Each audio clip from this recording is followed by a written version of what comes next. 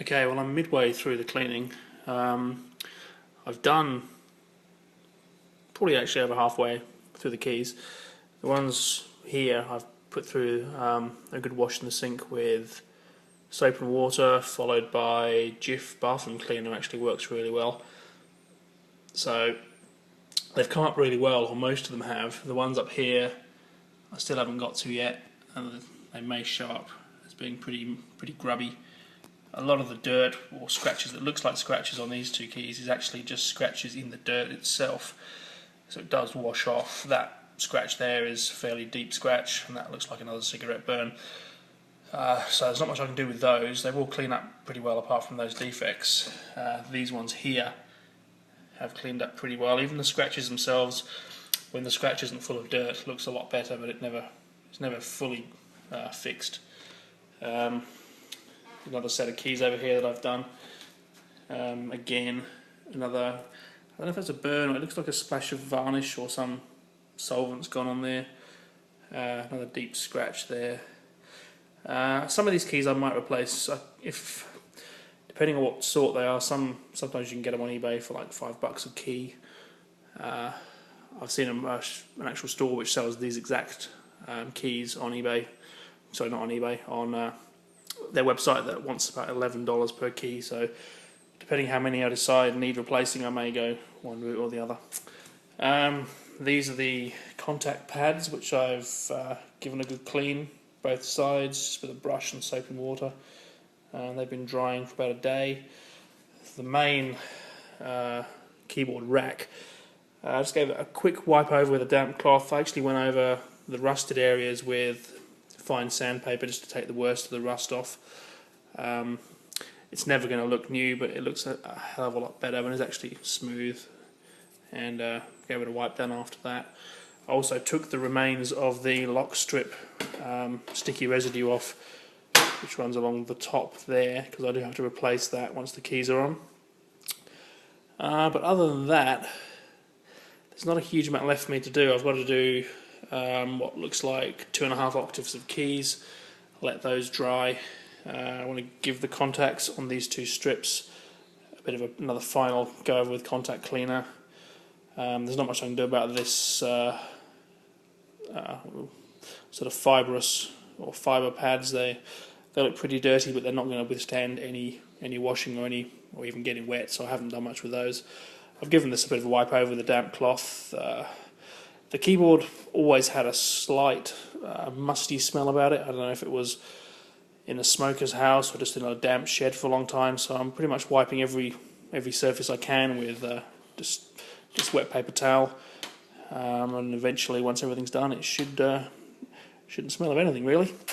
So I better get on and wash these, and then it's a fairly major reassembling job. One thing I did do actually is I did fit the last of the contact strips to the keyboard last night, and I do have all the keys working, so the thought of missing keys is now gone.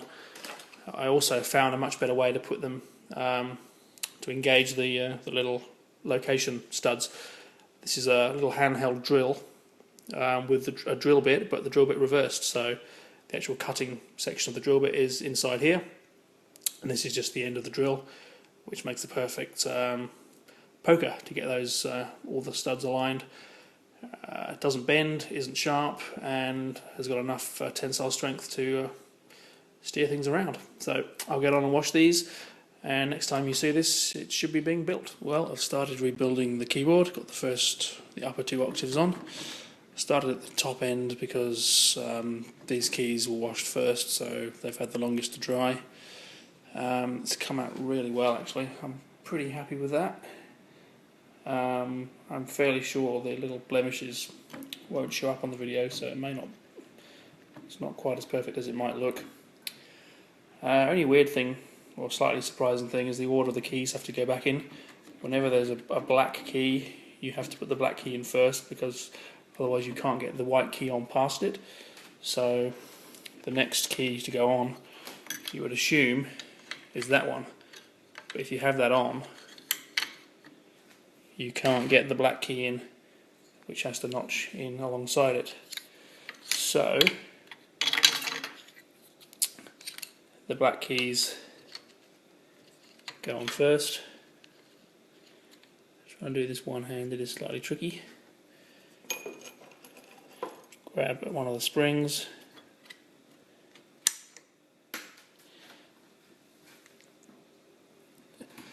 Normally I use a little spike for this, but I don't have enough free hands. So that's now on there. And then the white key goes alongside it.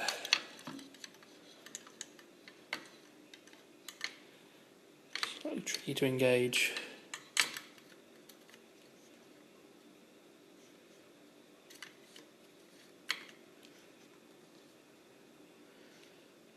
Same procedure with the spring. So I'm slowly working my way down the keyboard, doing this. There's 2 more keys on. So, a fair way to go. I was going to try and make a time-lapse video of this, but there's no good angle I could get the camera. I'm recording this on an iPhone, so it's not exactly the most, the easiest thing to stand on its side.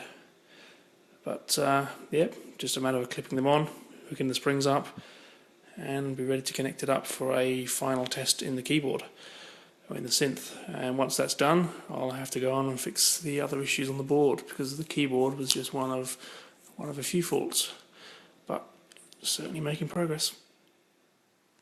The keyboard is complete. All the keys are on, with the exception of the 2 down here, which I still need to glue together. That will probably happen towards the end of this, to be honest. Now the keys all work, which I'll show you in a second. This is looking like a viable repair. So I'll just close the lid up, give it some power, and we'll just prove we have all the sounds working, all the keys working.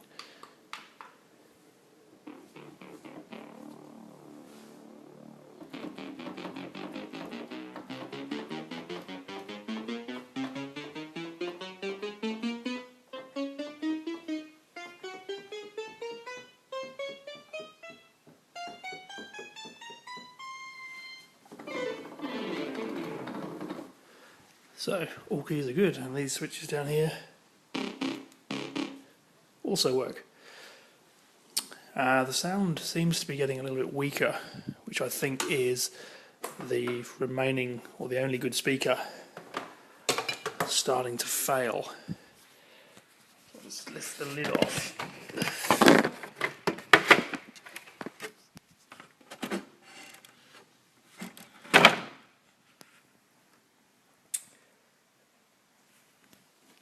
I prized this out last night. I don't think it was actually stuck in with glue. I think it was just had been in place for so long that the foam surround had kind of stuck to the back of the speaker. Fairly hefty speaker, obviously in advanced stage of decay. And this is a PD 12218A, 4 ohm. Now, I've googled and googled and googled, and there was no record of that speaker anywhere. I can't find any reference to it whatsoever, so I don't believe it's anything particularly special. 4 ohm speakers are not the easiest to get hold of. I don't really want to import speakers, mainly because I want to get this repair underway, but tracing back the wiring for the speakers, all the wiring goes back to the headphone jack and then breaks off, heads up down this cable onto this board.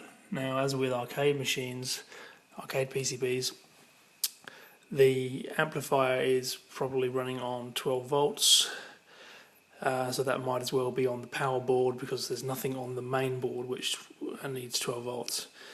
And we have 3 chips clamped to the base, this ridge, acting as a heatsink. These 2 have conductive or anti-conductive or non-conductive pads behind them, and this one doesn't. So now I thought these two would be likely to be the amplifier chips, the left and right channel, and I took these clamps off last night, and they are NEC 1238 mono amplifiers, and this is the 5-volt regulator, which sorts out the power for the main logic board. So googling the datasheet for that amplifier, and it's perfectly happy with 8 ohm speakers. So what I'll do is replace these with standard 8 ohm speakers. I can get them locally in a shop near where I work, the same footprint, and they'll fit in quite nicely and hopefully wake up this channel. One thing I do want to do actually is just check whether the speaker has died in such a way as to destroy something on the amplifier. I'm a bit surprised I can't even see the cone moving. I can't even see the driver move. So either this is totally fried, or something's wrong with the amplifier. So I'll just check the resistance on that. I've got another 4 ohm speaker that came out of an old TV, which I will probably plug in for a test in a moment, just to see if the amplifier is capable of driving something at this end of the case. So that's next. Well, I've just hooked up a second speaker. That's a 4 ohm speaker that was on my Jammer test bench. It did come out of a TV once. For some reason I can't find the other one, so I can't really use these as the replacements. This is a 4 ohm 3.5 watt, which based on the specs of the amplifier is slightly too low wattage. I need something like a 7.5 or 8 watt to be in the safe zone for this amplifier, to avoid melting the driver coil if I have the volume up high, but with it plugged in I do have sound.